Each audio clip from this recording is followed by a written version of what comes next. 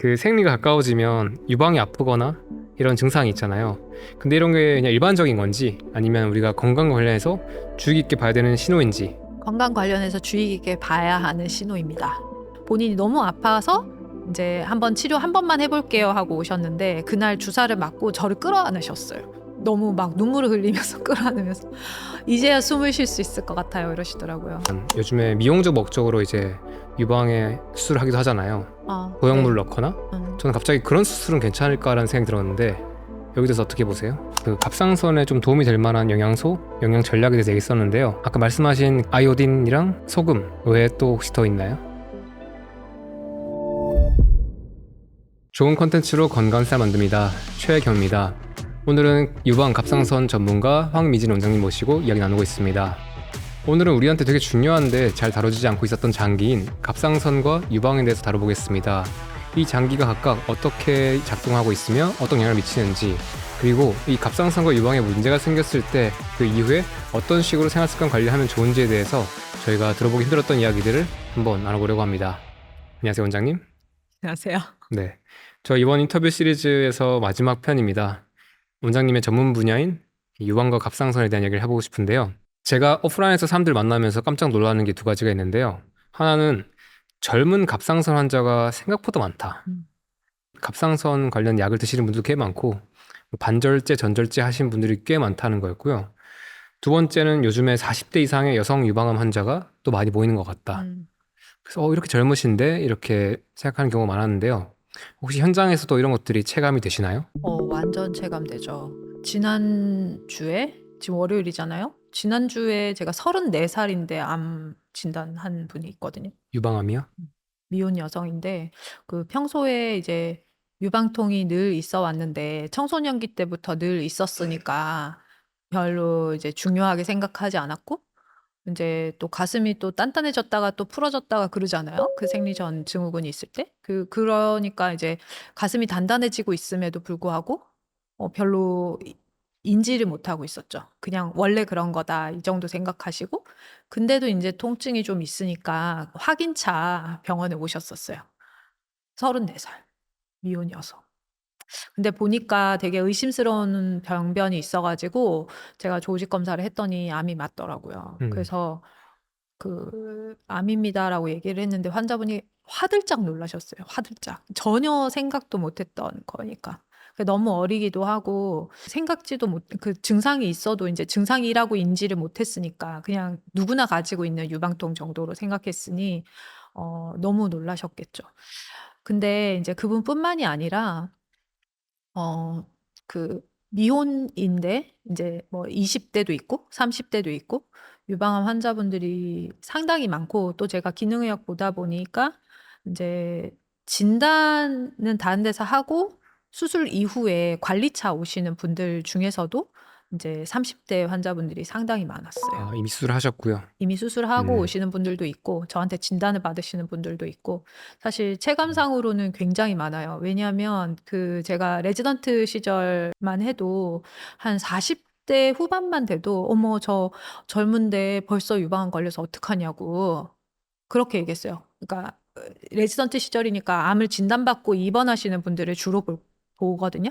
그렇게 보는데 이제 보통은 50 대, 60대 있고 50 대가 제일 많고 젊다의 기준이 그때는 예. 50대, 40대 그쵸. 후반. 50이 안 됐는데 어. 유방암에 걸렸다. 그때 '오 젊은데 어떡하지?' 이렇게 걱정을 했었는데 지금은 40 대는 말할 것도 없고 30 대, 20 대들도 꽤 많아요. 그렇게 너무 어려진 것 같아서 좀 걱정되더라고요. 앞에서 다룬 내용과 좀 겹칠 수도 있는데 이런 현상의 핵심 원인은 뭐라고 보세요? 그쵸. 우리 앞서 다루었던 주제들에서 얘기했던 것처럼 우리의 생활 환경이 너무 많이 바뀌었어요. 그 먹거리도 바뀌고 생활 습관도 바뀌고 뭐 공기도 바뀌고 음. 문화도 바뀌고 그러다 보니 그런 여성 질환들이 조금 더 일찍 발병하게 되는 것 같아요. 예. 이 유방 관련 질환에서는 제가 두 가지 축으로 볼 수 있을 것 같은데요. 일단은 이런 문제가 생기기 전에 할 수 있는 것과 또는 이런 수술을 하거나 이런 치료를 하고 나서 이후에 어떻게 해야 될지 이것들이 제가 가장 많이 받는 질문인데 저는 사실 이게 제가 알 수 없는 내용이라서 좀 여쭤보고 싶은 게 많았습니다.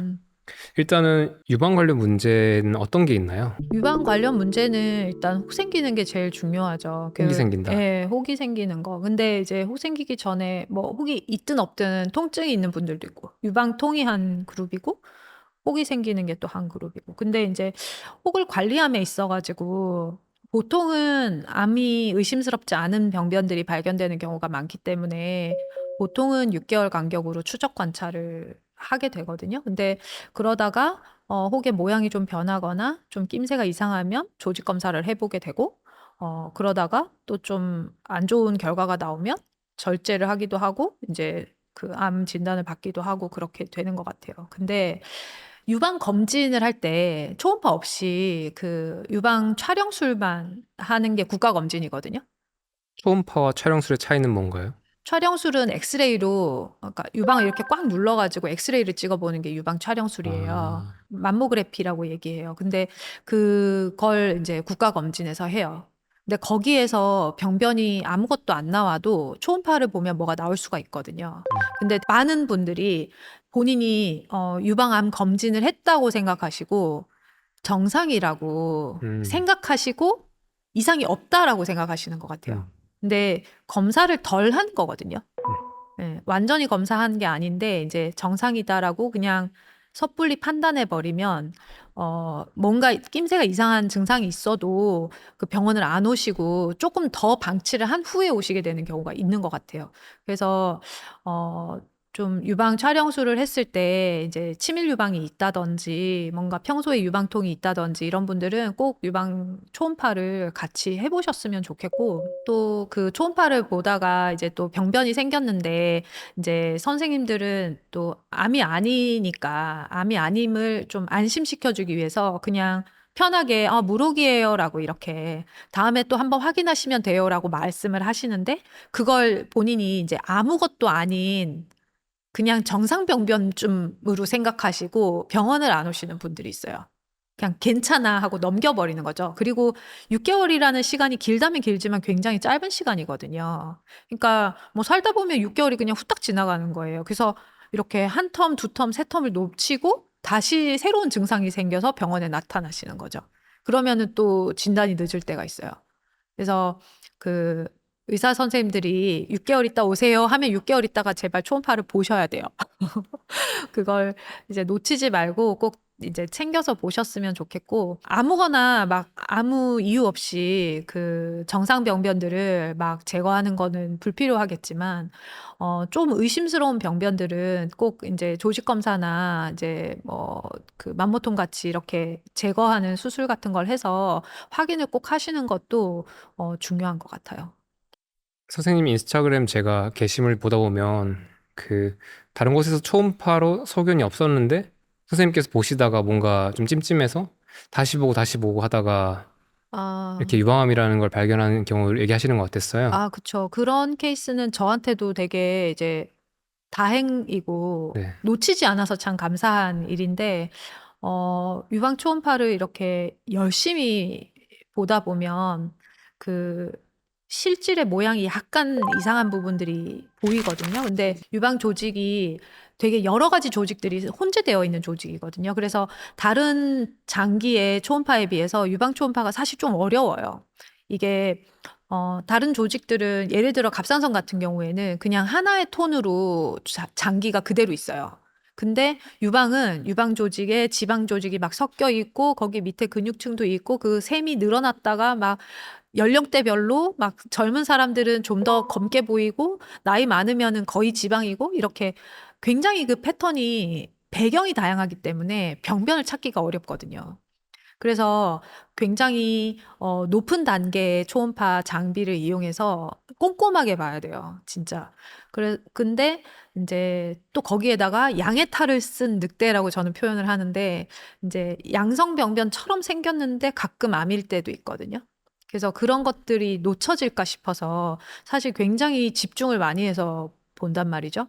근데 그분은 이제 지방층에 그때 올렸던 케이스는 유방 실질과 지방층 사이 부분에 어, 있는 그 지방과 거의 같은 색깔의 병변이었기 때문에 누구라도 놓칠 수 있고 저도 놓칠 수 있었던 병변이에요. 근데 제가 그분을 검사를 했던 이유는 정말 그 경계가 약간 찝찝해서 약간 구름 낀 것처럼 보여서 정말 조금.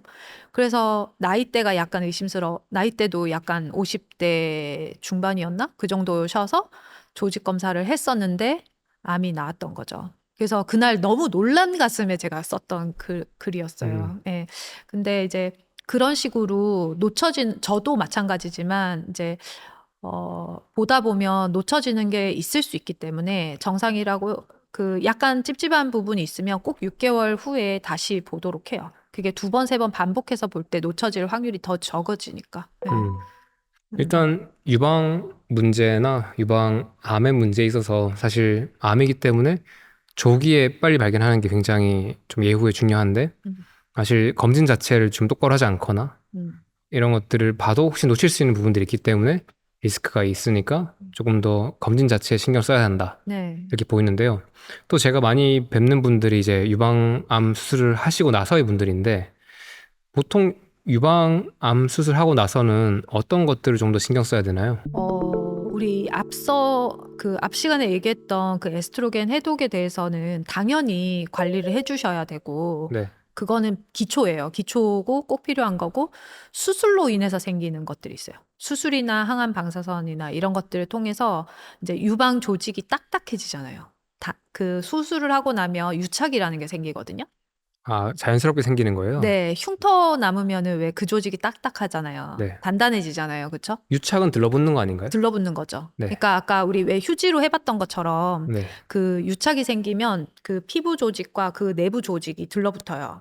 그리고 어 여기를 도려냈으니까 여기를 이렇게 붙여야 될 거 아니에요. 그럼 네. 여기도 딱딱해져야 붙을 거 아니에요. 그렇죠. 그죠? 그래서 단단함이 있다고요. 아, 죄송해요. 근데 이걸 모르시는 분들이나 저 같은 사람들 위해서 아, 유방암 수술할 때 그 제거를 하는 거잖아요. 그쵸. 그 실질 부분이든 어쩐 병변 있는 네, 부분을 유방이 이렇게 있으면 네. 여기에 혹이 있잖아요. 네. 그러면 여기를 이렇게 도려내서 붙여요. 거기를 도려내고 붙인다. 꼬매 네. 붙이는 거죠. 네. 모아서 이제 꼬매는 거죠. 그렇죠. 이게 유방 보존술이고, 그리고 이제 유방 전체를 제거할 수도 있어요.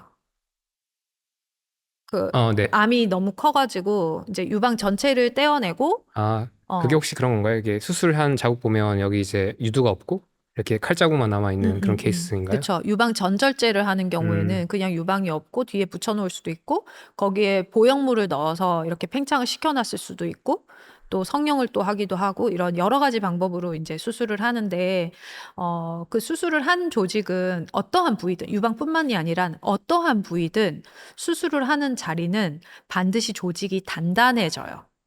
단단해지는데 거기에 방사선 치료를 하면은 더 딱딱해지거든요. 네, 그리고 이제 좀 텐션이 많이 가게, 그러니까 많이 도려내고 억지로 꼬매 붙이거나 이런 경우에도 또 힘이 많이 가해지고, 뭐 그렇게 돼서 조직이 딱딱해지는 경우가 있어요. 음. 근데 여기 가슴에 이제 단단한 게 이게 딱 있다고 생각해 보세요. 얼마나 갑갑하겠어요. 그리고 또 없어도 무게가 달라지잖아요. 그건 또 얼마나 불편하겠어요. 그쵸? 그래서 이런 게 2차적으로 향후에 근골격 문제가 생길 수가 있어요. 근골격적인 이게 문제. 구조적 문제를 만든다는 거죠? 그렇죠. 구조적 문제를 만들어낼 수 있어요. 그래서 관리를 되게 잘해 주셔야 돼요.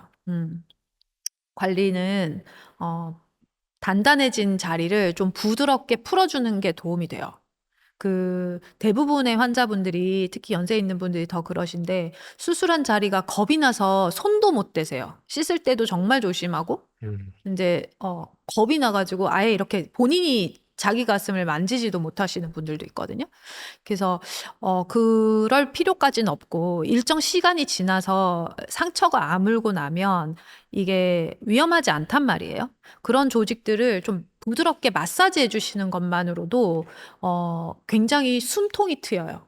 그러니까 여기 가슴이잖아요. 가슴인데 한쪽이 이렇게 꽉 유착이 되어 있다고 생각하면 폐가 팽창할 때 굉장히 불편하겠죠.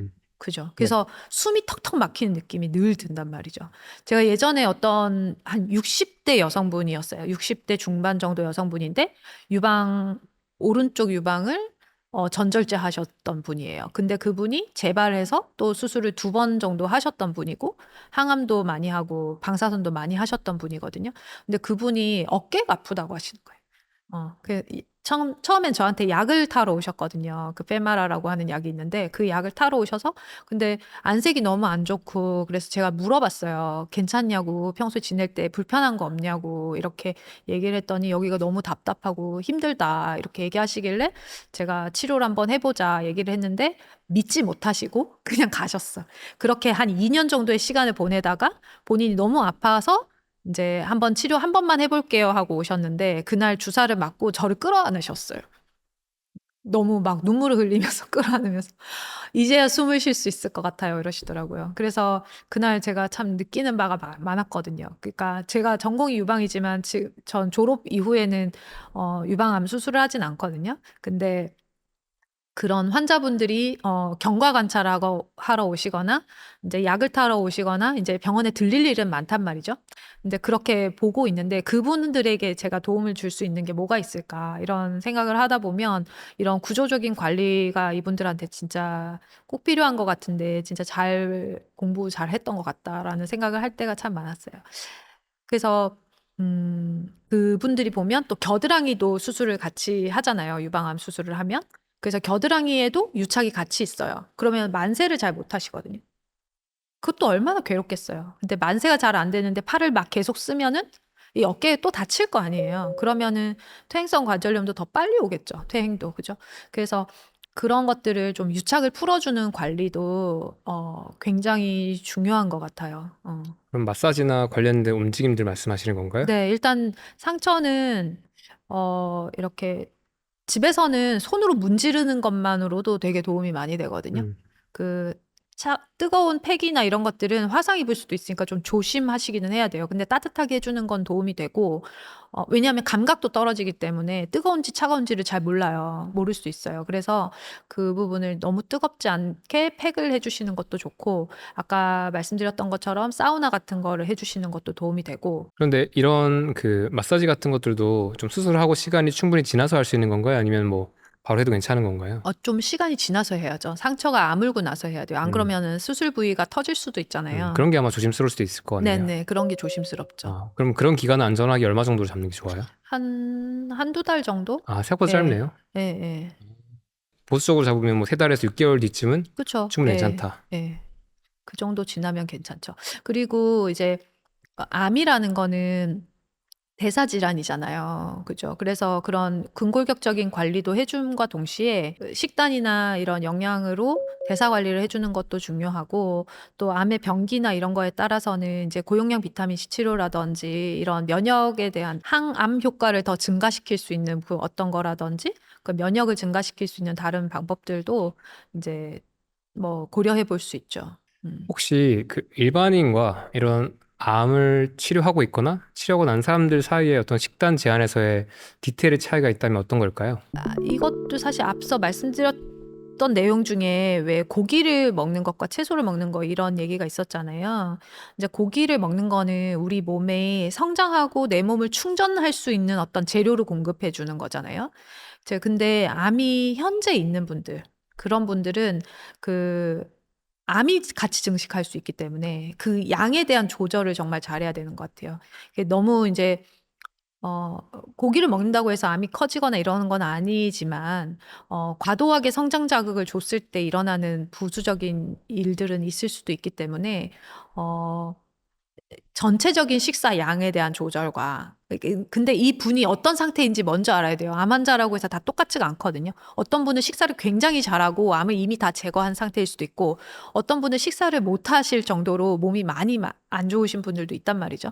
그러니까 그런 단계에 따라서 좀 다르게 가이드를 해드려야 되는 것 같아요. 근데 이제 그런 걸 가이드를 하려고 하면 이제 환자의 상태를 잘 읽어내야 되고 그 이제 식재료가 가지는 어떤 특성들을 의사가 잘 이해하고 있어야 가이드를 할 수 있겠죠. 그러니까 암 환자라고 해서 똑같은 상황이 고기를 아니네요. 다 똑같지 않아요. 굉장히 달라요. 그런데 보통 전반적으로 암 환자는 고기를 좀 끊고 채식을 하는 게 좋다. 이런 말을 많이 하잖아요. 뭐 틀린 말은 아니에요. 도움이 음, 돼요. 도움이 되는데 음, 이제 그렇게 해가지고 너무 채식만 계속하면 이분이 본인이 살 수가 없거든요. 네. 굶어 죽어요, 굶어 죽어. 예. 그래서 그 본인의 체력을 유지할 수 있을 정도의 그 고기가 필요해요. 종류 어떻게 보세요? 혹시 암 환자에게 조금 더 유리하거나 좀 더 안전해 보이는 단백질 근원이나 어떤 아미노산의 근원이 있을까요? 방목 소고기? 방목 소고기? 이게 제일 안전하다? 제일 안전할 것 같아요. 예. 이걸 좀 보통 사람보단 적게 먹을 수도 있고 좀 안전하게 음. 먹는다. 채소도 잘 적절히 먹어야 되고 그분이 가지고 있는 다른 병리적인 것들도 다 같이 살펴봐야 돼요. 음, 식사가 다가 아니거든요. 밥 먹는다고 뭐 고기 먹는다고 암 생기겠어요? 그거 아니고 그 사람이 가지고 있는 다른 병태생리학적인 것들도 우리가 반드시 살펴봐야죠. 네. 항상 통합적으로 봐야 합니다. 이게 단순하게 이거 먹으면 저거 생겨요? 이거 먹으면 이거 나아요? 이렇게 그렇죠. 접근하면 절대로 그 어떤 것에도 해답은 없어요. 네. 네. 그리고 저희가 지금 1부, 2부를 다 봤다는 가정에서는 이제 당연히 구조적 건강과 그다음에 이런 해독 문제도 같이 봐야 된다. 그런데 아까 제가 듣다가 든 생각이 하나 있는데요. 그 유방암을 치료하기 위해서 유방을 수술하는 경우도 있지만 요즘에 미용적 목적으로 이제 유방에 수술을 하기도 하잖아요. 보형물을 네. 넣거나. 저는 갑자기 그런 수술은 괜찮을까라는 생각이 들었는데 여기 대해서 어떻게 보세요?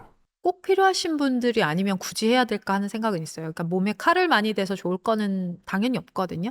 음. 그래서 모형물이 없어서 너무 삶이 괴로우시면 넣어야 될 수 있죠. 그런데 이제 그것에 대한 대가도 있다는 거는 알았으면 좋겠어요. 그냥 예쁘기만 한 건 아니에요. 흉터도 생기는데 흉터만 생각하시잖아요. 근데 그 흉터는 겉으로 보이는 흉터는 아무것도 아니고 일단은 무게감이 생기고 그리고 조직을 한번 들어 올리잖아요. 거기에서 오는 텐션이 있죠. 그러니까 아까 우리 휴지 가지고 했던 것처럼 이제 가슴이 이렇게 팽창되면서 생기는 그 텐션감이 또 있어서 등이나 이런 거에 이제 무게감을 실어줄 수 있어요. 음. 그래서 그런 것들이 괜찮을 정도로 좀 너무 크지 않게 하셔야 되겠으면 이제 너무 크지 않게 좀 하셨으면 좋겠고 그리고 가끔 성형수술이 도움이 되시는 분들도 있는데 가슴이 너무 커가지고 이제 어깨가 이제 무거워서 이렇게 숙여지시는 분들이 있어요. 그런 분들은 좀 일부를 잘라내는 것도 유방 축소 수술 있잖아요. 그런 건 좀 도움이 될 수도 있어요. 기계적 스트레스를 줄인다. 기계적 스트레스를 줄이는 의미에서. 그런데 아까 상처 자체도 문제일 수 있나요? 상처 자체도 문제일 수 있죠. 근데 그 유방은 그래도 밖에 있는 장기여가지고 좀 덜해요. 다른 곳에 있는 것보다. 그래서 이게 저희 병원에서는 저희가 이제 그런 흉터가 있으면 그 유착을 좀 풀어주는 걸 같이 하거든요. 수술 부위에 예상되는 유착을 풀어준다. 그쵸. 과거에 났던 그 상처 부위를 이제 걔가 붙잡고 있는 걸 풀어주는 거죠. 제일 드라마틱했던 환자분은 여기 어깨에 교통사고 때문에 어깨에 상처가 크게 있는 분이 있었는데 그분은 여기가 완전 이렇게 확 수축이 되어 있었거든요. 그걸 제가 막 다 풀어줬어요. 그래서 안에까지 막 열심히 풀어드렸더니 이제 어깨가 시원해지는 거죠. 네. 그 실제로 육안으로 볼 때도 이렇게 좀 펴지고. 그렇게 관리할 수 있는 방법이 없지 않아요. 있어요. 근데 이제 완벽하게 수술하기 이전 상태, 사고가 나기 이전 상태로는 절대로 못 가요. 그렇지만 이제 지금보다 조금 나은 어떤 상태를 만들 수는 있죠. 어쨌든 이게 무슨 수술을 하면 안 된다 이런 얘기는 아니겠지만 수술은 필요하면 해야죠. 네.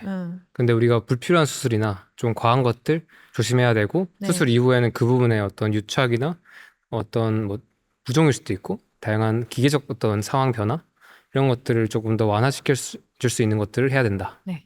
성형외과 선생님들이 싫어할 수 있을 것 같긴 한데요. 그래도 이 정도까지는 얘기해 보겠습니다. 네, 아니 그래도 성형도 필요하신 분들한테는 굉장히 큰 도움이 되잖아요. 그래서 도움이 될 수 있는데 거기에 이제 내가 돈만 내는 게 아니라 그런 다른 것들도 대가로 치를 수 있다는 거는 인지는 해야 돼요. 그러니까 모든 행위에는 다 효용과 비용이 있는데 그럼요. 우리가 병원에 내는 그 수술비 말고도 조금 더 우리가 리스크가 있다. 그냥 고려하시고 효용과 비용 결정하셔서 결정하면 된다. 네, 네.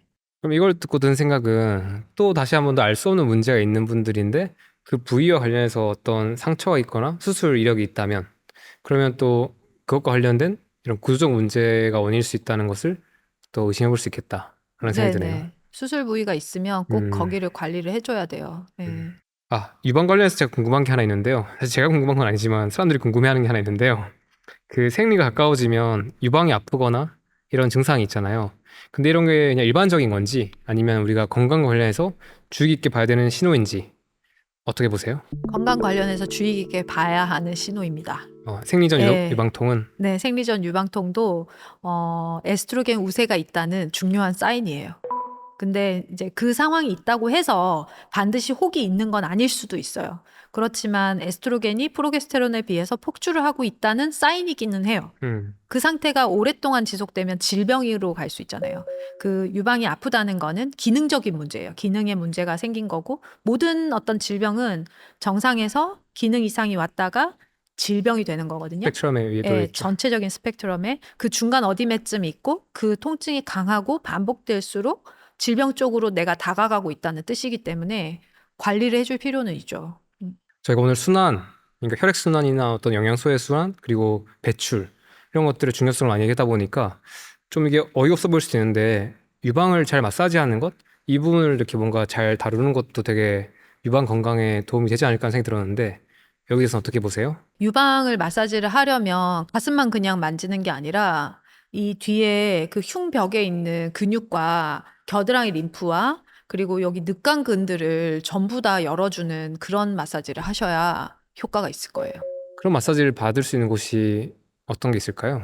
자기가 해도 되지, 혼자서. 이렇게 여기 이제 그 대흉근, 소흉근을 이렇게 만져본다든지 여기 어, 흉골이 있잖아요. 네, 흉골 옆에 이렇게 갈비뼈가 이렇게 붙어 있잖아요. 네, 그 사이사이 갈비뼈 사이 근육이 늑간근 아닙니까? 네. 거기를 이렇게 눌러보는 거예요. 음, 눌러서 이렇게 지압을 좀 해주셔도 되고, 그죠? 이거 남자분들도 하시면 좋아요. 네, 좀 시원한데요? 시원하죠? 근데 아까 여기 아프면 뭐라고 했죠? 아프면은 이제 문제가 있는 거죠, 이미. 맞죠? 너무 안 여기는 써본 사람들은 음, 아프겠지. 흉곽이라 그러죠. 앞쪽, 뒤쪽에 이 흉곽을 팽창시켰다가 수축했다가 이렇게 할 수 있어야 돼요. 그러니까 나의 어떤 그 폐와 심장이 들어있는 그 흉곽을 늘렸다 줄였다, 늘렸다 줄였다. 이걸 연습하시는 것도 유방에도 도움이 돼요.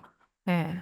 그리고 겨드랑이가 편해지려면 사실 이제 소흉근, 대흉근을 풀어주는 것도 도움이 되지만 기본적으로 얘네들이 수축을 하고 있는 거는 목 구조가 안 좋고 라운드 숄더가 됐기 때문에 그렇게 되는 거라서 제일 중요한 거는 목을 이렇게 C커브를 만들어주는 게 제일 중요해요. 갑상선에도 유방에도 목 커브를 만들어주는 게 가장 중요해요. 그래서 제가 이거만큼은 꼭 시키는 거예요. 다른 것보다. 하나만 골라라 하면은 이제 목 잡고 뒤로 제끼기. 어. 이거. 어쨌든 목의 건강에 신경 쓰는 거 이것 자체가 이 전체 건강에 되게 도움된다. 또 한 가지 더 생각난 게 있는데요. 그 이건 논란이 있는 부분인데 선생님 의견이 궁금한데 그 모유수유를 하는 것과 안 하는 것이 유방 건강에 영향을 미친다고 보세요? 아니면은 그거는 그냥 선호의 문제라고 보세요? 모유 수유는 하셔야죠. 해야 된다? 네, 하는 게 좋죠. 엄마를 네. 위해서? 엄마를 위해서, 아이를 위해서. 둘 다? 둘 모두를 위해서. 보통 아이를 위해서라는 말은 다들 좀 아실 텐데 엄마를 위해서라는 건 어떤 이유 때문이에요? 그 모유 수유를 하는 동안에 에스트로겐 분비가 적어져요. 그러면은 그 여러 가지 그 폭주하는 앞 시간에 얘기했던 그 에스트로겐의 폭주 현상을 막을 수 있는 충분한 기간이 있잖아요. 그죠?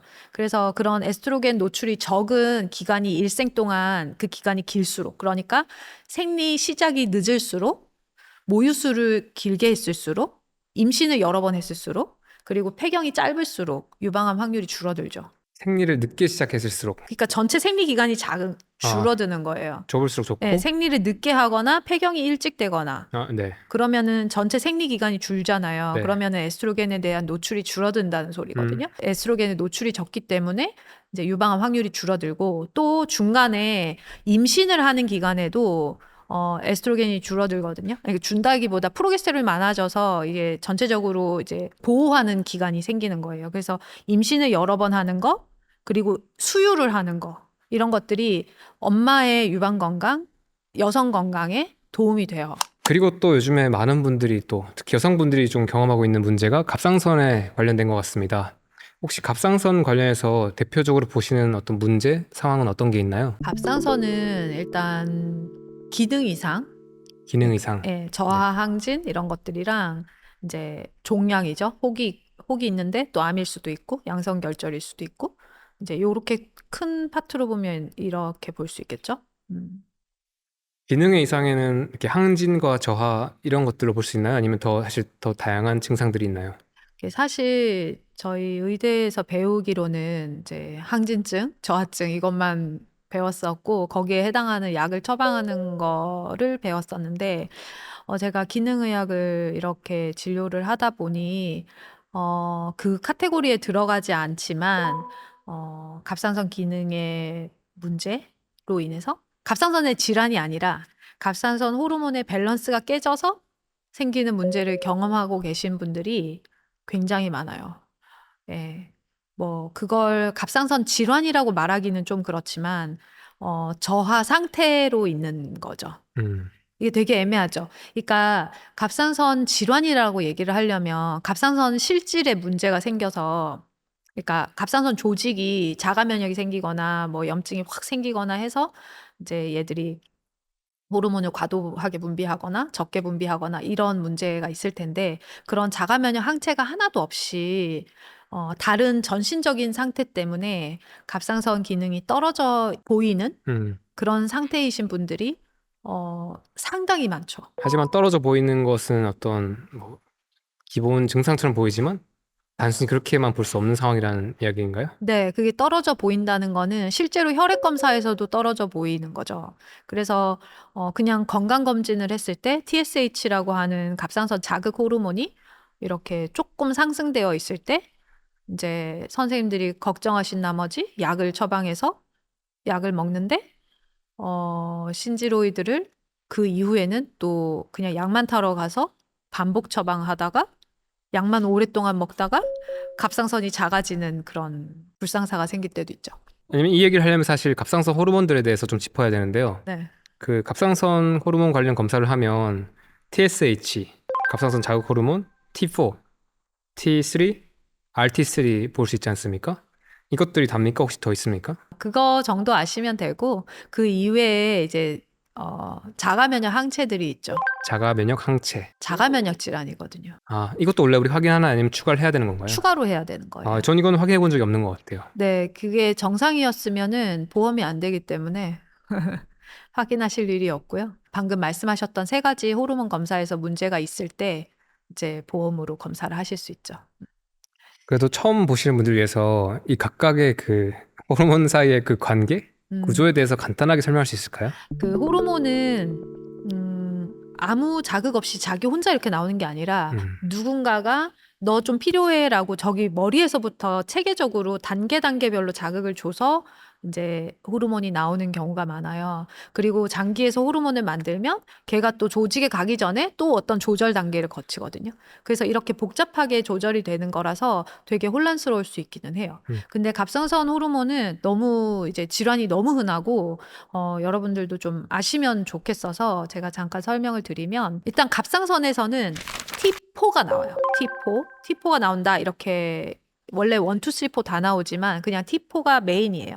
그게 나온다 생각하시면 되고 이 아이의 이 아이의 생성을 돕기 위해서 뇌하수체에서 TSH가 나와서 갑상선에게 자극을 주면 T4를 만들어서 이제 몸에게 뿌려주는 거예요. 그러면은 조직에서는 이제 이게 필요하다라고 생각이 될 때 T4를 T3로 전환을 해서 세포 안에서 사용을 해요. 그거는 국지적 조직에서 T3로 전환하는 건가요? 간에서도 하고 신장에서도 하고 각자의 셀에서도 해요. 세포에서도 그 전환은 일어날 수 있어요.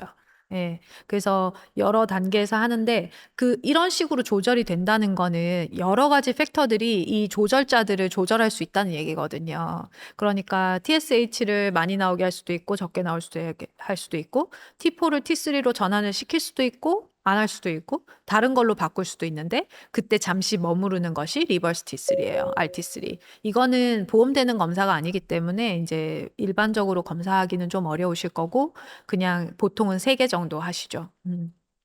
그렇게 보시면 돼요. 그래서 세포의 입장에서는 T3가 또는 T4가 주변에 너무 많을 때 이제 그만 좀 해 할 수 있잖아요. 그러면은 뇌에다가 신호를 전달하면 TSH가 떨어지는 거예요. 그래서 이게 항진 상태인 거죠. 그죠? 세포에 많다. 항진 상태인데 TSH는 감소하는 거예요. 그죠? 근데 세포에서 호르몬이 모자라 더 줘 이렇게 하면 뇌에다가 신호를 전달해서 TSH가 상승하는 거죠. 더 만들기 위해서 상승하는데 얘들이 잘 안 나오고 이런 상태가 되는 거죠. 그래서 TSH가 증가하면 저하증, TSH가 감소하면 항진증이라고 불러요. 한번 제가 보시는 분들이 정리를 해보자면 TSH, 그러니까 갑상선을 자극하는 호르몬이 뇌하수체에서 나와서 갑상선에 분비하라고 자극을 주고 그때부터 이제 이런 연쇄 반응이 일어나는데 거기서 나오는 것은 T4다. T3로 전환돼서 그렇죠. 사용이 되는 거예요. T4가 전신으로 가서 뭐 아까 말씀하신 간이나 신장이나 각 네. 세포들에서 네. T3로 전환될 수 있다. 전환이 돼서 활성형 T3가 되는 거죠. 그래서 세포에 가서 T3가 하는 일이 뭘까요? 활성화. 그죠? 세포의 대사를 촉진하는 거예요. 근데 네. 대사의 키가 뭐죠? 미토콘드리아예요. 그쵸? 그래서 그 미토콘드리아에게 에너지 만드세요라는 신호를 주는 게 T3예요. 좋습니다. 좀 애매했던 부분인데 한 번에 확실히 정리가 될 것 같아요. 그런데 이제 우리가 TSH가 좀 높아져 있다. 그 말은 우리가 저하증을 의심할 수 있다. 그리고 반대로 TSH가 낮아져 있으면 좀 항진 상태를 의심할 수 있다는데 제가 아는 지식 수준에서는 이렇게 단순하지 않다라는 얘기도 하더라고요. 네, 단순하지 않죠. 어떤 걸 더 봐야 될까요? 이게 이제 병리적으로, 그러니까 질병적으로 볼 때는 항진이면은 이제 그레이브스병 같은 걸 생각을 해야 되고 저하일 때는 하시모토 갑상선염을 생각을 해야 돼요. 얘네들이 뭐 하는 병이냐면 갑상선을 공격하는 자가 면역 항체가 생긴 상태를 얘기해요. 그러니까 갑상선 호르몬을 생산하는 그 효소 중에 그 TPO라고 하는 게 있어요. TPO. 그 과산화 효소라고 하는 게 있거든요. 네. 근데 그 효소를 공격하는 자가 면역 항체가 생기거나 그리고 갑상선 글로불린이라고 하는 단백질 덩어리가 있는데 그게 이제 호르몬 생산의 그 모체 같은 거거든요. 근데 그 아이를 또 공격하는 항체가 생기잖아요. 그러면은 갑상선 세포 자체에서 호르몬 생산을 잘 못할 거 아닙니까? 네. 그죠? 이게 이제 하시모토 갑상선염이에요. 만성 갑상선염, 하시모토 갑상선염 뭐 이런 게 있죠. 그래서 이제 생산을 못하니까 저하가 생기고 그 여파로 TSH가 증가된 상태가 유지되는 거죠. 음흠.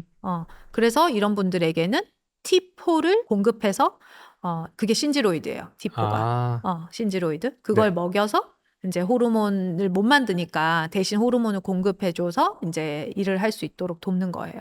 이게 이제 대표적인 갑상선 기능 저하증 질병이고 또 항진증은 이제 TSH가 갑상선에게 자극을 주면 갑상선이 호르몬을 만들잖아요. 근데 그거와 비슷하게 생긴 다른 자가면역 항체가 TSH처럼 일을 하는 거예요. 그래서 거기 탁 붙어가지고 꺼지지 않는 불꽃처럼 계속 자극을 하는 거예요. 너무 많이 나오는데 계속 자극하는 거죠. 네. 그래서 갑상선 호르몬을 끝없이 생산해요. 계속 생산해요. 그러면은 몸에는 호르몬이 넘쳐나고 TSH는 줄어들겠죠. 그래서 이런 분들 거의 TSH가 제로 이렇게 나와요. 이거는 항진. 그래서 이런 걸 그레이브스병이라 그래요. 그리고 또 한 가지는 갑상선에 염증이 너무 심해가지고 세포가 다스라져서 깨져서 거기 안에 있던 호르몬이 과다 분출될 때가 있어요. 비유적으로 아니라 진짜 깨진다는 거죠. 네. 어. 레몬즙 짜는 것처럼 와. 짜져서 호르몬이 많이 나오는데 이때는 항진증이지만 그레이브스병은 아니잖아요. 그죠? 네. 그래서 요게 좀 혼란스러울 수 있거든요. 항진인데 항진증 약은 먹으면 안 돼요. 예, 그래서 요럴 때는 그 고비를 잘 지나가서 얘가 좀 아물 때까지 몸을 안정시켜주고 그 다음에 이제 안정되면 다행인데 그렇게 나으면 다행인데 그렇게 회복을 잘 못하면 저하증으로 빠질 수도 있어요. 예, 그래서 이제 거기 맞춰서 관리를 하면 되죠. 이런 거는 이제 진료가 필요한 그런 질병이고 우리가 참고하면 좋은 그런 부분들은 이런 호르몬을 만들어내는 과정을 방해하는 요인들이 있어요. 대표적인 거는 교감신경이죠. 교감신경 그리고 콜티솔. HPA 액시스가 HPT 액시스를 억제한다 그랬잖아요. 코티솔이 갑상선 호르몬 생산 반응을 억제시키는 거죠. 교감신경도 억제하고 코티솔도 억제해요. 어쨌든 이 친구들이 그러니까 스트레스를 받으면 억제되는 거예요. 왜 그럴까요? 그죠? 그러네요. 스트레스 왜 받으면 억제하죠? 에너지가 더 많이 필요하잖아. 그러네요. 그죠? 예. 직관적으로는 반대일 것 같은데 음. 그러네요. 그래서 작은 스트레스일 때는 증가하는데 큰 스트레스일 때는 만성일 때는 억제돼요. 이게 미토콘드리아가 에너지를 만드는 과정을 생각하면 여기서는 반드시 활성산소가 나오게 돼 있어요. 그쵸? 근데 이제 세포의 상태가 좋지 않으면 이 아이가 활성산소를 과다하게 만들 가능성이 있죠. 이렇게 호르몬이 많이 들어오면 안 되는 거예요. 사실 코티솔과 사이로이드 호르몬은 그 미토콘드리아를 자극하는 투탑이거든요. 편안한 상태일 때는 그 갑상선 호르몬이 미토콘드리아를 더 활성화시키고 증식시키고 예쁘게 키워가지고 ATP를 되게 잘 만들게 도와줘요. 자, 그런데 코티솔이 작동을 하면 쥐어짜는 걸 하는 거예요. 미토콘드리아를 막 때려 부신다고 표현해도 될런지 모르겠는데 아무튼 이렇게 애를 자극해서 억지로 에너지를 생산시키고 급기야는 미토콘드리아를 이렇게 좀 퇴화시키고 글리콜라이시스, 그러니까 해당 과정을 더 촉진시켜서 이제 에너지 대사를 이쪽으로 가져가죠. 근데 갑상선 호르몬은 지방 대사를 더 촉진하고 얘는 탄수 대사를 좀 더 촉진해요. 그래서 두 가지가 이제 다르게 대응을 하는 거예요. 그러니까 갑상선 호르몬은 성장하고 회복하는 쪽의 에너지를 만든다라고 생각하시면 되고 그 코티솔은 생존을 위한 에너지를 쥐어짠다 이렇게 생각하시면 좀 이해가 쉬울 거예요. 그래서 어쨌든 그 갑상선 호르몬이 생산되는 그 축을 코티솔이 방해를 합니다. 그래서 스트레스 많을 때 이제 저하 상태가 쉽게 만들어지죠. 그리고 해독에 문제가 있거나 저칼로리 식단을 하고 있거나 이런 것도 갑상선 축이 좀 억제되죠. 저칼로리일 때는 재료가 없으니까 미토콘드리아 자꾸 에너지 태우면 안 되잖아요. 내가 이제 집 지을 것도 없는데 자꾸 태워서 없애면 안 되니까 불을 아껴 떼는 거고 그러느라고 없는 거고 해독에 문제가 생겼을 때는 이제 그 자체만으로도 이제 호르몬 생산에 어떤 교란을 일으킬 수 있어요. 뭔가를 생산하는 장기들 중에서 이렇게 활성산소를 많이 이용해서 만드는 그 호르몬들이 있는데 갑상선 호르몬이 그 대표거든요. 과산화수소를 이용해서 호르몬을 합성해요. 이 안에서. 그러니까 산화 스트레스에 굉장히 취약해요. 그러니까 여기에 어떤 구조적 문제가 생기거나 이럴 때 이 과산화수소가 그 자신을 손상시킬 때도 되게 많거든요. 그래서 그 뭐랄까 스트레스를 많이 받을 때 호르몬을 많이 만드는 거는 어떻게 보면 테러 같은 거죠. 예. 그럼 현대인의 몸에서 갑상선의 문제를 만드는 대표 원인들을 정리해보자면 어떤 게 있을까요? 여러 가지가 있는데 우리 늘 얘기하는 그 가공식품 먹는 거, 밀가루 같은 거. 밀가루엔 또 특히 브롬 같은 게 많아가지고 할로겐 독소들이 또 요오드 유사 물질로서 갑상선의 독성 반응을 많이 일으키잖아요. 불소 같은 거나 그런 것들이 또 있을 테고 불소는 또 거기도 많죠. 후라이팬 이런 데도 많고 PFOA. PFOA, PFOS 이런 거 그런 것들도 좀 노출을 줄이시면 좋고 치약에도 불소가 있잖아요. 치과 치료할 때도 불소를 많이 쓰고. 근데 그게 불소가 꽤 논란이잖아요. 예, 불소가 어느 정도는 필요할 수 있어요. 우리 몸에 이게 뭐 그 치아의 건강이나 이런 데 도움이 될 수 있거든요. 근데 과도하게 노출됐을 경우에 몸에 독성 반응을 많이 일으킬 수 있어요. 그래서 그런 것들 좀 주의가 필요하고 너무 지나치게 다이어트 하는 거 이런 것들도 좀 자제하셔야 돼요. 예. 과도한 다이어트로 몸에 지나친 부하를 주는 것. 저칼로리 상태가 몸에 굉장히 큰 스트레스거든요. 그러니까 저칼로리 저염식으로 다이어트 하시는 분들 있잖아요. 나트륨의 부족은 어떤 식으로 영향을 미칠까요? 그 나트륨이 있어야 요오드가 갑상선에 들어갈 수 있어요. 요오드가 갑상선 세포로 들어가려면 나트륨과 반드시 함께 들어가야 되거든요. 심포트라고 동시 수송체라는 게 있어요. 그래서 그게 제대로 작동하려면 나트륨이 없으면 요오드가 내가 아무리 많아도 이제 갑상선에 잘 못 들어가져요. 예. 그리고 이거는 능동수송체라서 그 NA를 또 퍼낼 수 있는 힘도 있어야 에너지가 되거든요. 있어야 되는구나. ATP도 있어야지 이게 또 들어가지거든요. 그러니까 와. 이제 미토콘드리아가 건강하지 않으면 갑상선도 건강을 보장할 수가 없어요. 거기에 사실 제가 생각하는 더 중요한 거는 구조예요. 예. 그렇죠. 예, 목 건강이 좋지 않으면 이제 갑상선에 영양이 들어가는 거까지는 뭐 어떻게 할 수 없을지언정 노폐물을 배설하는 게 잘 안 되기 때문에 문제가 많이 생길 수 있죠.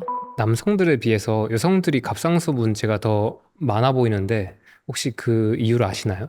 에스트로겐 때문인 것 같아요. 예, 이거는 사실 뭐 완전히 밝혀져 있는 건 아닌데 앞 시간에 말씀드린 것처럼 에스트로겐과 갑상선 호르몬 서로 방해한다 그랬잖아요. 그죠? 그래서 갑상선 기능 저하증이 있을 때 에스트로겐 우세가 잘 생기고 우세증이 있을 때 저하증이 잘 생겨요. 음, 남자들은 그런 게 없으니까 조금 여기서 문제를 덜 겪는다. 네. 그리고 뭐 근골격도 좀 더 튼튼하잖아요. 그렇죠. 예.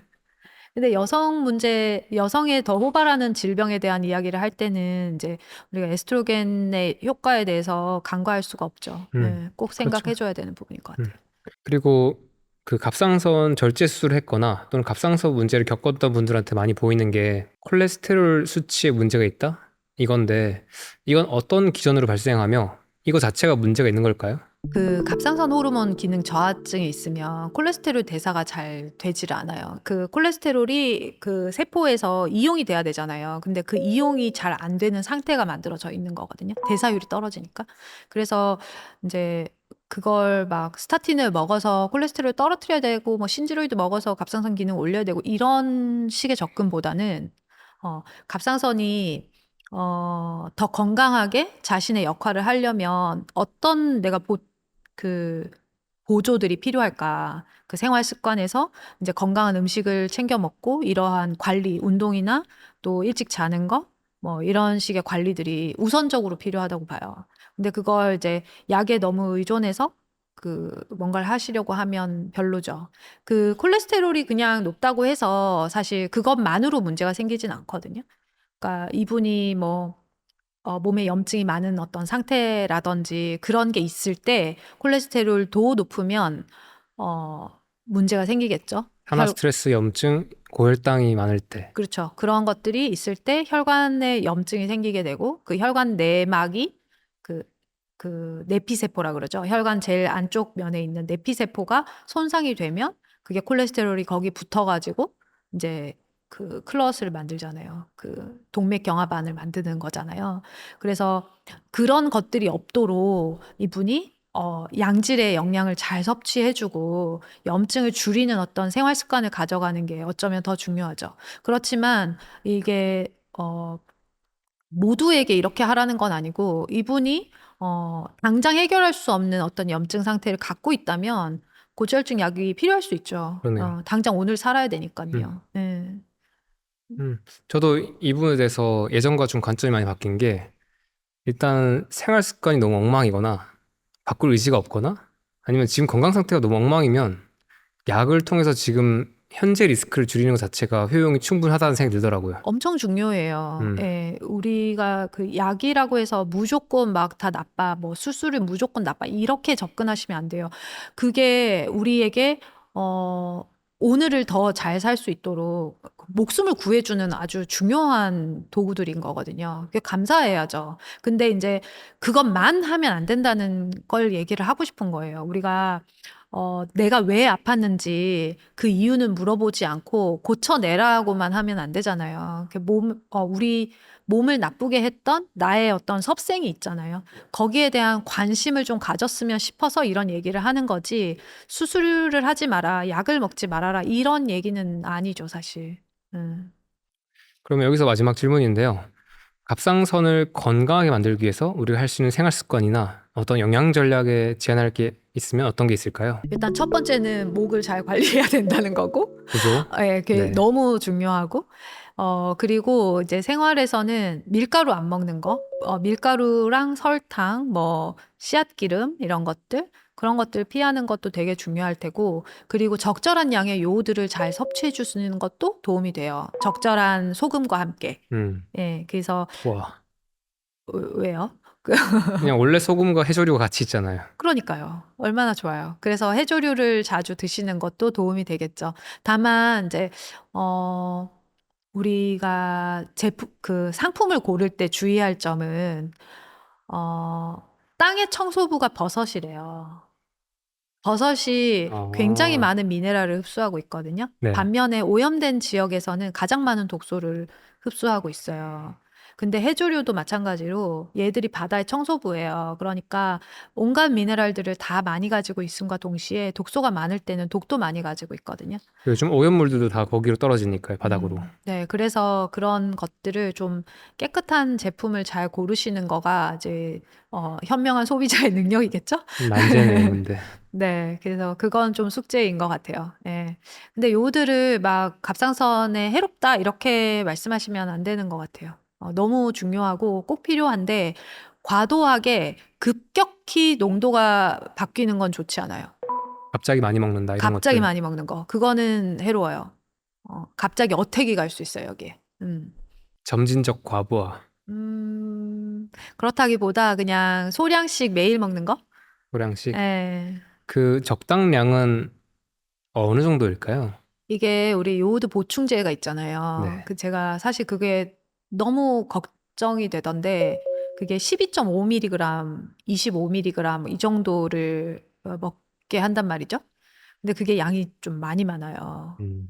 그래서 급격히 필요하신 분들한테 일시적으로 도움이 될지는 모르겠지만 그게 많은 분들한테는 좀 너무 고용량이 한꺼번에 들어가는 거라서 갑상선에 오히려 저하증을 유발하는 자가 면역을 유발하는 쪽으로 손상이 일어날 수 있어요.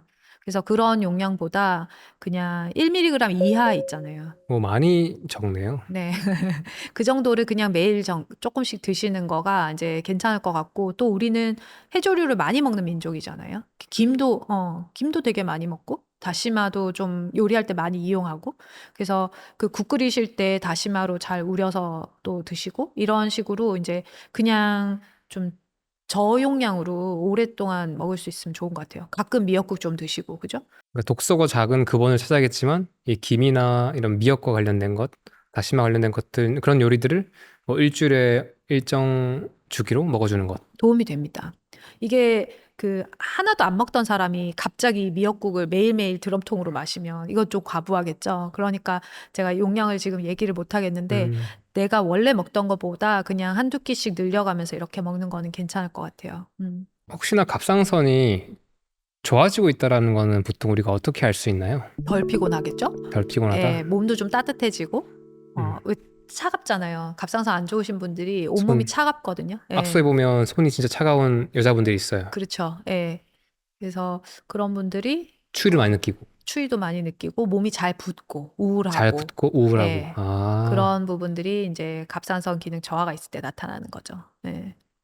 눈썹이 요게 좀 빠지시는 분들도 있고. 예. 그래서 그런 부분들이 이제 대사가 좋아진다라는 걸 스스로 느끼세요. 몸이 따뜻해졌어요? 뭐 추위 덜 타요? 음, 피로가 덜해요? 이런 거. 음. 이런 식으로 느끼시죠. 또 검사를 해보면 실제로 또 그렇게 나와요. 음.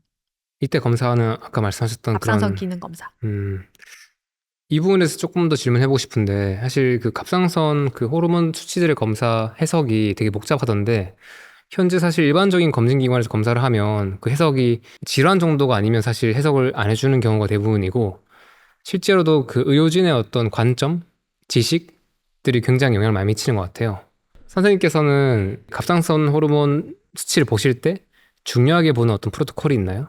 저는 일단 TSH 뭐 세 가지 다 열심히 보는데 제가 조금 다른 거는 저는 토탈 T3를 보는 게 아니라 프리 T3를 검사를 해요. 앞 시간에도 잠깐 언급을 했지만 모든 호르몬은 어딘가에 붙어서 운반이 되죠. 글로불린이나 아니면 특정 어떤 단백질에 붙어가지고 다니는데 갑상선 호르몬 같은 경우에는 이제 갑상선 호르몬 바인딩 글로불린이라는 게 있거든요. 그래서 그런 거에 붙어 있는 것까지 전체를 보는 게 토탈 T3예요. 그런데 거기서 떨어져서 혼자 다니는 프리 타입을 검사하는 게 프리 T3죠. 네, 그래서 이제 프리 T3를 검사를 해서 실제로 이제 액팅하는 아이를 조금 더 보고 싶은 거예요. 근데 이거는 물론 좀 교란되는 일이 조금 더 있겠죠. 정확도가 좀 떨어질 수는 있지만 그 전체 값을 보는 거에 비해서. 그렇지만 이분의 현재 상태를 읽어내는 데는 훨씬 더 큰 도움이 되더라고요. 근데 사실 리버스 T3를 매번 검사해보면 좋겠지만 이거는 보험이 안 되는 검사라서 네. 그 연구 목적으로만 가능한 검사이기 때문에 그래요? 네, 그래서 일반으로 이제 환자분이 원하는 경우에만 검사를 할 수 아, 있거든요. 근데 돈을 내면 할 수 있는 거죠? 네네네. 비용이 비싼가요? 그냥 일반 검사보단 비싸죠? 뭐 3만 원이 넘어가나요? 조금 넘죠? 아, 그래요? 네, 그래서 그 비용이 좀 있기 때문에 그 매번 검사할 때마다 그걸 하기는 좀 제가 보기에는 너무 과하거든요. 그래서 처음에 이분이 어떤 심각한 상태가 있을 때 그걸 평가하기 위한 목적으로 1회 정도 하고 그다음에 나중에 한번 볼 수 있지만 매번은 그냥 3개 정도 하는데 그 프리티3, 프리티4, TSH 요렇게 봐요. 근데 TSH가 한 1에서 2.5 사이 정도로 저는 조금 타이트하게 읽어보는 편이에요. 1에서 2.5. 원래 그 레퍼런스는 한 0.7인가? 거기서부터 5 정도까지를 정상으로 보거든요. 근데 이제 1에서 2.5, 한 1.78 정도 돼야 아, 괜찮다. 이렇게 얘기를 하고 거기에서 조금 벗어나면 약을 주는 게 아니라 이분을 읽어보려고 노력하는 거예요. 뭔가 그러니까 의심할 게 있는지 예. 보는 거죠. 네. 어떤 것 때문에 지금 몸이 약간 힘들어하고 있지? 음, 이걸 물어보고 이제 찾는 거죠. 그렇게 해서 이제 그걸 도와주고 이 TSH가 다시 그 범위로 돌아가는지를 확인하는 거예요. 그렇게 볼 때도 있고 프리티3 같은 경우에는 한 2.5에서 한 3, 4이 정도? 그 정도가 이제 옵티멀하고 한 2.2나 2.1 정도로 좀 떨어지면 약간 피곤하죠, 이분이. 뭔가. 그치만 그렇다고 해서 약을 드리지는 않아요. 호르몬을 보충하는 거는 좀 더 약간 소극적으로 하는 편이고, 읽으려고는 노력을 많이 하는 편이에요. 상태를 알아야 뭘 처방해도 하죠. 식단을 해도 고기 한 점 더 드세요. 채소 한 개 더 드세요. 할 수 있잖아요. 네.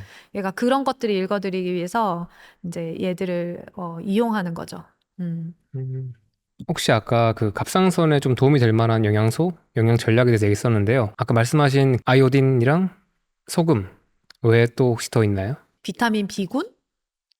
비타민 B군들도 되게 많이 쓰이고 비타민 A도 되게 중요해요. 음, 그 갑상선 호르몬이 유전자에 작동해서 액션을 해야 되는데 그때 그 유전자에 작동할 수 있게 돕는 게 비타민 A예요. 그리고 운동도 도움이 되고 그 음. 부분에서 그리고 아연이나 셀레늄 같은 것도 갑상선 호르몬 생산이나 이제 대사에 영향을 많이 미치기 때문에 그런 친구들도 부족해지면 안 될 것 같아요. 또 반면에 중금속 같은 거 있잖아요. 수은이나 납이나 뭐 카드뮴이나 이런 애들도 이 대사를 방해할 수 있기 때문에 알루미늄도 방해할 수 있기 때문에 그런 것들을 해독하는 것도 되게 중요한 것 같아요. 이 정도면 제가 유방 갑상선 관련해서 이미 많은 내용을 다룬 것 같은데요. 오늘 인터뷰를 제가 마지막으로 마무리하기 전에 사실 제가 여쭤보고 싶은 게 많았거든요. 근데 이걸 다 여쭤보기에는 또 시간의 한계가 있어서 제가 궁금했던 것들에 대해서 질문을 해보고 딱 한 문장씩으로 답변을 해보면 어떨까 한 싶어요. 문장. 네. 저탄고지에 대한 지금의 생각은 어떤가요? 저탄고지는 진리다? 진리다? 일단 우리가 몸이 운영되는데 꼭 필요한 단백질과 지방을 잘 섭취하는 거, 그리고 지나치게 탄수화물을 많이 먹는 건 피해야 하기 때문에 그걸 그냥 그게 핵심 원리인 게 저탄고지라서 네. 그 저탄고지는 저는 맞다고 봅니다. 오케이, 좋습니다. 두 번째, 저탄고지를 하면 안 되는 사람 또는 주의가 필요한 사람은 누구일까요? 소화력이 약한 사람? 음, 그렇죠. 장 건강이 안 좋은 사람? 이런 분들은 이제 바로 시작하기 조금 힘들 수 있죠. 소화력을 좀 도와주는 장 건강을 약간 개선해주는 그런 밑작업이 필요한 것 같아요. 기초 작업이 먼저 필요하다. 일반적으로 사람들이 챙겨 먹으면 좋은 식재료 세 가지를 꼽는다면 뭐가 있을까요? 방목 소고기, 박모소고기, 미네랄 소금, 미네랄 소금. 와, 미네랄 워터, 좋은 물이요. 좋습니다. 건강에 나쁜 최악의 습관 한 가지를 꼽는다면 뭐가 있을까요? 가공식품 먹기. 음, 좋습니다. 한 개만 얘기해요. 두 개만 더 하시겠어요? 늦게 자기, 늦게 자기. 그리고 운동 안 하기. 그냥 수면 식단 운동 안 하는 거네요.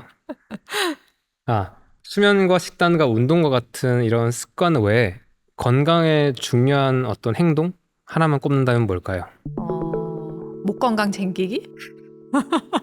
이거? 좋습니다. 다음은 암의 원인이 다양하지만 이 중에서 시청자분들이 꼭 주의했으면 하는 것 한 가지를 꼽는다면 무엇인가요? 스트레스죠.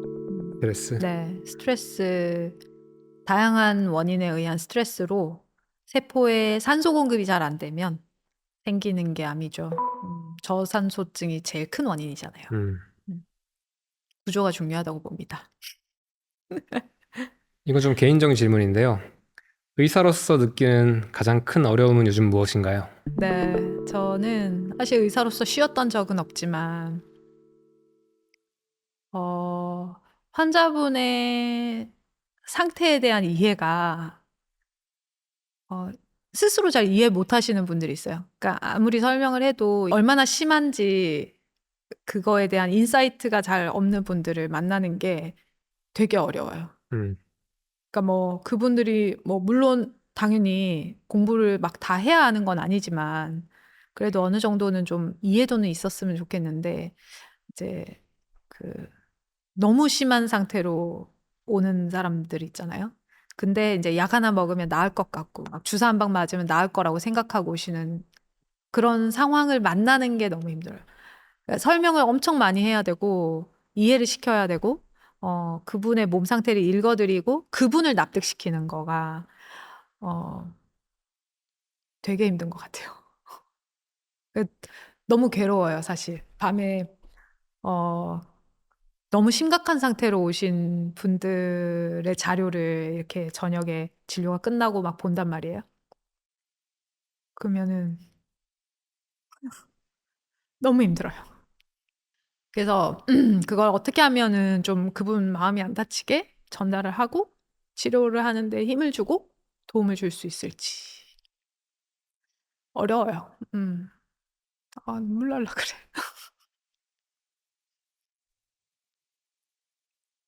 그렇습니다.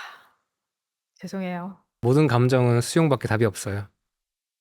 괜찮습니다. 그리고 많은 또 의료 현장에 계신 전문가분들이 비슷한 상황이 있을 것 같아요.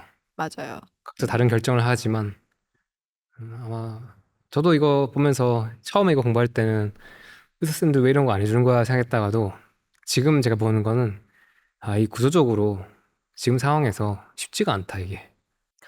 그죠. 지금 우리 몸의 건강에도 구조가 굉장히 중요한데 네. 그 사회 전반에 대해서도 이런 의료 음, 시스템적인 부분에서 문제가 좀 있죠. 근데 그게 완벽할 수 없잖아요. 그게 우리가 처음부터 모든 걸 다 알고 만든 제도도 아니고 이렇게 발전을 해왔던 건데 그렇죠. 거기에서 뭔가 이상한 점이 발견되면은 수정을 해야 하는 건데 지금은 너무 많은 것들이 여기에 이제 다 그 시스템 안에 적응되어 있으니까 변화는 사실 굉장히 어려운 거죠.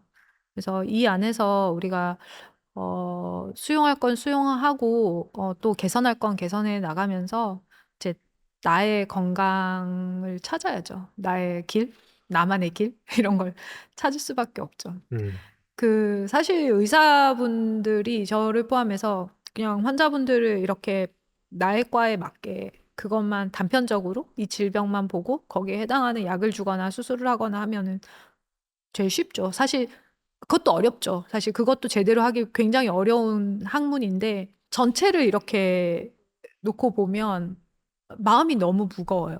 그 꼭 판도라의 상자를 열었다고 해야 되나? 그 빨간 약을 먹었다고 해야 되나? 그 현실을 직시하는 거는 너무 괴로운 것 같아요.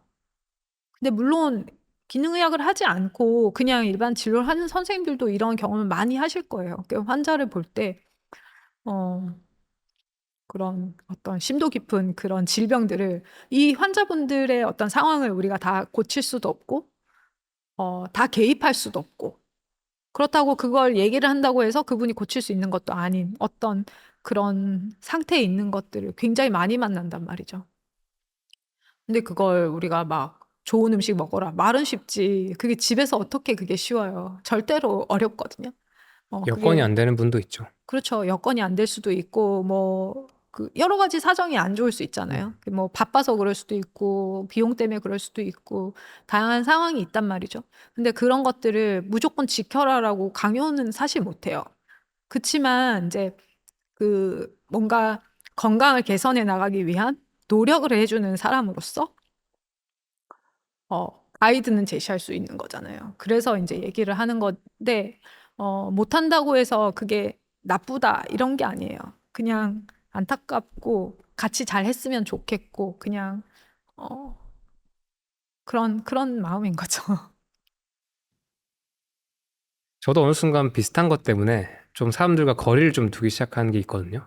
예전에는 사람들 이야기 다 듣고 뭔가 내가 그래도 연결시켜 줄 수 있는 정보나 어떤 전문가들에 대한 이런 것들 막 다 주려고 했다가 어느 순간부터 이제 이게 한계가 너무 있다고 느끼고 나한테 그럴 자격이 있나도 모르겠고 이 사람들이 이런 의지도 없는데도 있고 없는 경우는 어떻게 하나 있고 알면 더 힘들어지는 경우도 있는데 그리고 내가 모든 사람들한테 그렇게 할 수 없으면 또 공정하지 않다?